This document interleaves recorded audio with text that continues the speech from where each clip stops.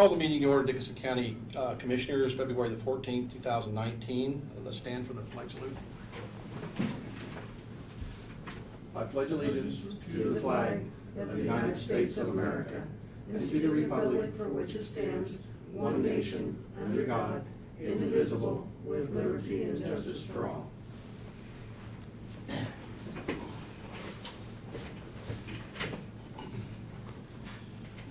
I have approval of agenda. Do I have a motion to approve the agenda?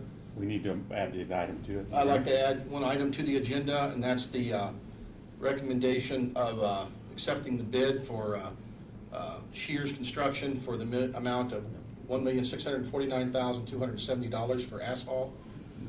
No, it's a consideration of approval of the engineering agreement. Agree, okay, I'm sorry, Yeah. I stand corrected. For engineering agreement, do I hear a motion for that? Also move. Do I hear a second on the motion?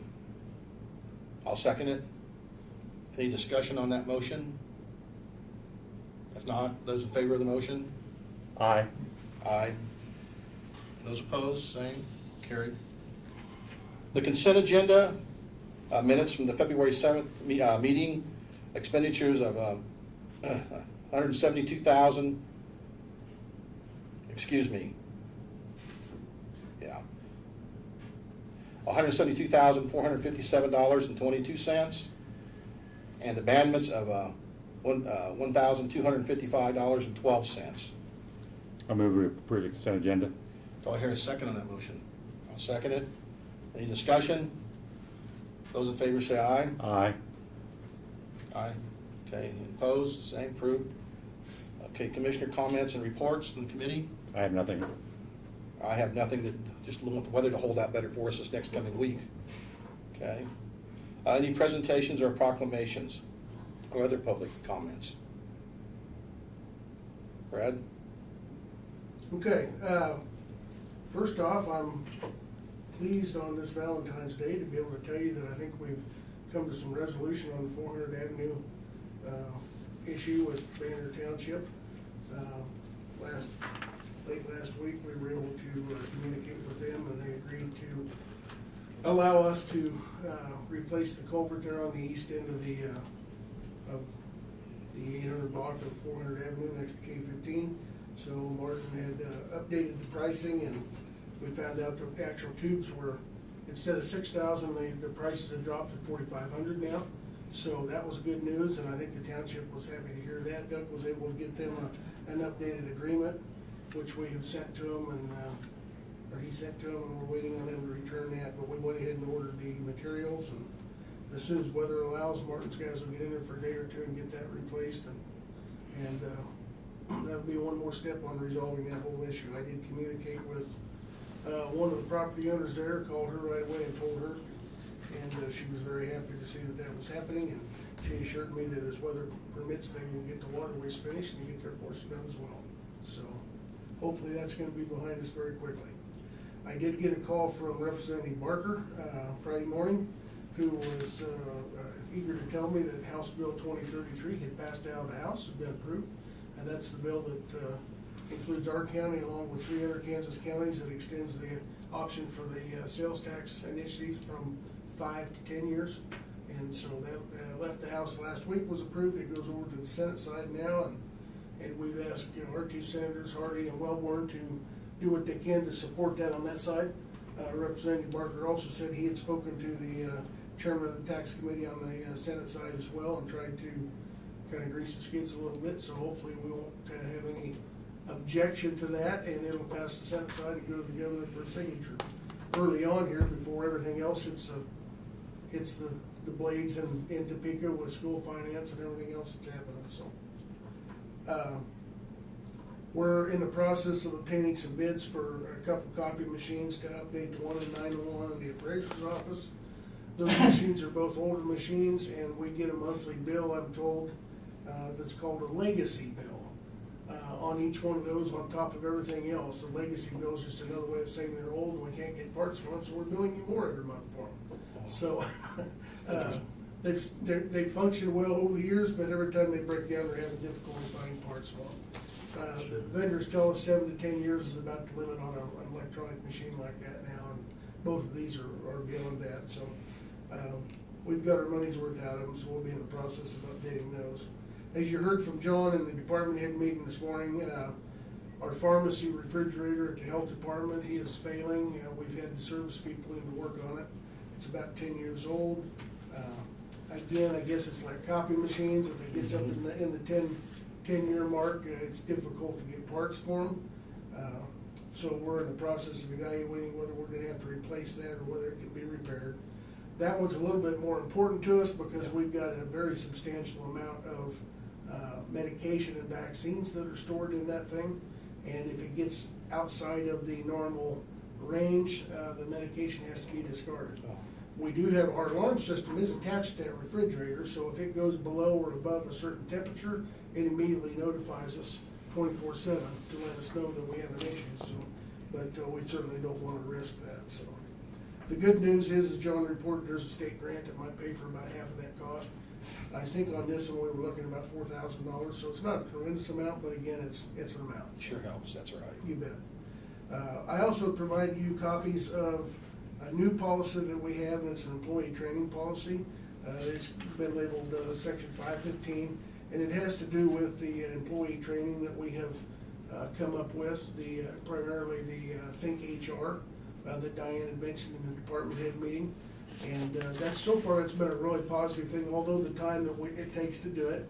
But I know that the 3 or 4 segments that I've gone through in my spare time have been very beneficial, good refreshers and some new stuff. The question has come up from a couple people as to, is this required? In our opinion, it is. And so to make that a policy, we need to have something in writing. So I think it betters our employees, it makes it better what they're doing, better to serve the county and the citizens, and it's been very positive. And again, that's a benefit of being a member of K-Camp. They provide that to us at no cost, so we just want to make sure we take advantage of it. So I wanted to give you a copy of that, so you've got, the next week or two to review it, and we'll put it on the agenda next week or the week after for formal. Are they able to acquire any kind of further education credits on any of these classes or anything they take? I would guess they probably are, but I don't know that for Okay. sure, because there is a certification on each one. Right. It requires you to go through and take an exam at the end, and then you get a certification, but I don't know, I'll have to check and see whether you can get any CCE hours. I'm Yeah. sure you can for, law enforcement possibly, or EMS, or things like that might relate to their particular field. Yes. If they have a certification that requires a certain number of hours every year, I would guess probably so, but we'll find out for sure. So Yeah, it's a that'd be good something question. good for the employees. You bet, yeah. Yeah.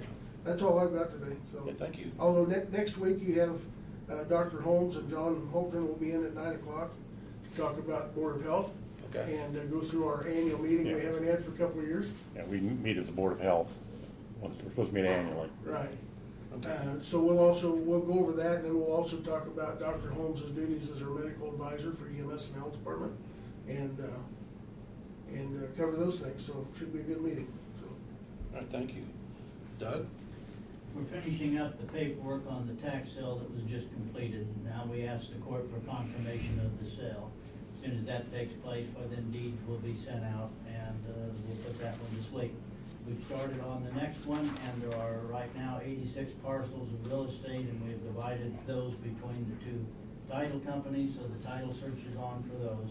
As soon as that one comes back, we'll move forward again. That's all I have. Well, Doug, you are probably the most unrecognized individual we have here. I'm Doug, the only Doug, person you have here. Doug has done a tremendous amount of work for the county, and we appreciate the keeping us out of trouble, I appreciate setting us that, straight. Ron. And you're behind the scenes a lot, but you're right in the middle of what we do, and we appreciate your leadership in helping us through. Well, I appreciate that, and the county has excellent employees, they're great to work with, and most of the problems, why we can work through with just a little conversation.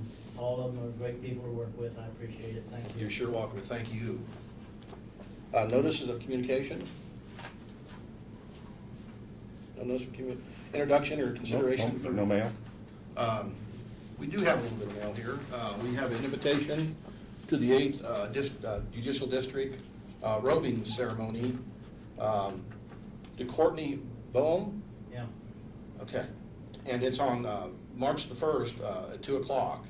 there at Gary County Courthouse, and it's on 138 8th Street, Junction City. So we have that invitation, and we appreciate the invitation that includes. And she's replacing Judge Maritza Segura, who's retired, and Courtney was the county attorney in Marion, and so she'll be assigned up Oh. into Erie County and do a lot of cases up there, a lot of work. She's Wow. good young talent. Well, good, outstanding, thank you so much, good. That's what we have there, so. Any unfinished business? We got more stuff in here. Remember? Okay, we have, okay, how's this, how do we do this here? Clerk of the District Court distribution monthly report. You know, we got Cindy, I don't know if Cindy got it too, he usually does it. Read this number here. Yeah, just, you know, the county clerk fees and stuff. Okay, we Diversion have, fees, okay. just the this is a. report that we get A monthly. report from the clerk of the district court, Abilene, Kansas here, obviously. County clerk fees for $632.76. Prosecuting attorney training fund, $145, that's $145. Dickinson County reimbursement attorney fees and witness fees and copy fees for $238.43. The diversion fees of $276.17, and fingerprint and booking fees for $387.40, with a total of $1,679.76. Certainly short of what we invested. That's, yes, yeah. Yeah, that's good. Yeah. There was another one here from state of Kansas.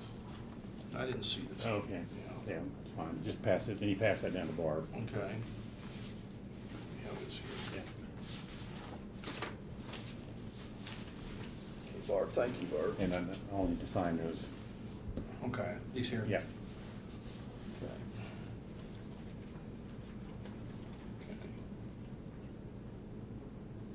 Okay. Introduction and consideration of resolutions. Then we'll move to unfinished business. Any unfinished business? Any other business? Signing things here, so. Yeah, No other we, business? yeah, we do, yeah, consider. bids Okay, for the- consider the approval for a bid of the asphalt overlay project. And which is the asphalt overlay I, project? I don't have it, but, It's the sheet Yeah. in your packet. This Yeah. sheet. okay, yeah, I'm sorry. We have three Oh, bid, I see. we have three bids here for the consideration for the asphalt overlay. Call Valley Engineering for $1,917,000. Schilling Construction out of Manhattan for $1,820,510. And APAC Shears Schilling out of Salina for $1,649,270. It's been recommended, the bid from Schilling is the one that's being considered. No, Do I- Shear. Shear, I mean. Do I hear a motion to, motion for that bid? Yeah, so moved, $1,649,270. Okay, it's been, motion's been made, I'll second the motion. Those in favor say aye. Aye. Those opposed, the same. Okay, it's been, I'm gonna go back now, we should have some discussion on that, you might, Okay. what area it's gonna be on, Brad? This is of course, the 2017 summer projects, and this particular summer, what Martin and John have earmarked is primarily south of K4 Highway. We've got Deer Road from Carlton South. We've got Key Road from there, Dillon or K4 Yeah. South, and then Oak Road from 500 Avenue South, or from K4 South. Which comprises about a total of 20 miles. And looking back, as I'm sure Craig can remember, we've been band-aiding those roads for many, many years. So I'm sure that the residents down in that area will be tickled to know that we're finally able to get around and put a 2-inch overlay properly on those portions of road, so. And the one that runs down to Marion County, they let that go back to gravel, 15 years ago, 15 so- years ago, yeah. so but we do run ours to asphalt down to the And county it's line. kind of interesting, they let it go back to gravel and they ground it up and Yeah, and milled now it. they're looking at going back to asphalt. Or they So, down there, Yeah, yeah. that's the word, because they decided that they don't like gravel, so. well, I have a question. When the commission sees bids brought into the county commissioners, do you pick the lowest bid, or do you pick the bid that you feel is gonna give you the best job? Best value. both. Okay. Well, The state law reads that it's the lowest and best. Yeah. And that's the way it leads Okay. it. So we're not required to take a low bid. Right. However, But if you if don't you take like it- the low bid, you have to have some reason for You not gotta doing it. justify why you didn't take the best value. and you're familiar with the people you do business with at these overlays and feel that, Yes. who you accept to Yeah, do that? and last Friday morning, we had the bid opening, and of course, your next thing on the agenda is to approve the service from Cobb Valley Engineering to do what they've already done to some extent, but they manage they're the ones that put the specs together for us. They sent out the notices to the bidders, and they're the ones that received the bids at the bid opening. They've looked them over, and they met all the requirements, both bidders, which was Schilling and APAC Cheers, met the requirements that were included in the specification. So either one would be a good bid, however, one's several $100,000 Yes. less than the other, so. Okay. And APAC Cheers has served us very well in the past, and we're pleased that they're a little bidder, we're pleased that the prices came in where they did. The 1.917 is the engineer's estimate, that's what they assumed it would probably be by today's market. So, as you can see, the engineer's estimates are oftentimes much higher than what the competitive bids are. And if we didn't have two bidders working against each other, being Schilling and APAC Cheers, it might very well have been up to $1.9 million. So you really So save some where we money. have some competition, it really helps out, so. And we went from 4 down to 2 really just bid now. Yeah, there's two other companies in Kansas that can bid, although they're not in this local area, don't do quite as much work around here. And they didn't bid on our project, so, The only reason they would have, if they'd had a state job that they were gonna be setting up their plant, and yeah. their mobilization costs wouldn't have been as, they could have spread it out more. And now, just north of the transfer station is APAC Cheers has an asphalt batch plant set up out there, and it actually sits on county property. We lease them that property every year. I see. So they've got the facility here, they can make the asphalt both here and in Salina, and they can obviously do it for less money than the other companies can, because they don't have a plan to have to transport the material much farther, so. Okay, it's been moved and seconded, discussion on the Shears bid from Salina for $1,649,270. All those in favor? Aye. Those opposed, the same, carried. Brad, you might help me on the recommendation for payment for the bridge, and what's this here, the bridge budget? Can you inform me on that? Yeah, the overlay project for this, that money comes from the regular bridge budget. And that, we have money budgeted in Martin's budget to pay for that portion of it, so. Whether we pay for that portion of it out of his budget, or we pay for the 20 miles he's gonna overlay himself, 6.1 with the sales tax, 6.1 does the other, but this particular one, we have the money in the road and bridge budget to pay for it. And what was that amount? The 1.64927. Yeah, we've already, Yeah, okay, I'm sorry, yeah. Okay, we're good with that one then. Yep. the other one is consider the approval of the engineering agreement. Okay, do we hear a motion for the consideration of the What's the approval? cost of that then? Good question. The cost for that, there's two costs that go along with it. Right. The first is the engineering design, and that is coming, $10,267. That's phase one, engineering services. And then phase two of that is the actual engineering, construction inspection, which is not to exceed $54,141. I move we accept those recommendations. I'll second the motion. Any discussion? Yes, you might, for Ron's benefit and stuff, what the, the testing and stuff, what it involves, when they're the low tickets and. Phase one is what they've done already Yeah. for us, and frankly, we thought that we had already secured the agreement, but they, I think, forgot to send it to us, so anyhow. They went in, they go in and they designed the project, they put the square footage right down to the length and lanes, the thickness, and what the asphalt consistency will be. I mean, it's pretty scientific, so that we're not buying, some company can't come in and just give us some kerosene and sand, Okay. And I don't mean it APAC. Yeah, right. We wanna make sure what we're getting is what we're getting. Then phase two, the $54,000 mark, is they will have an inspector on site throughout the whole project.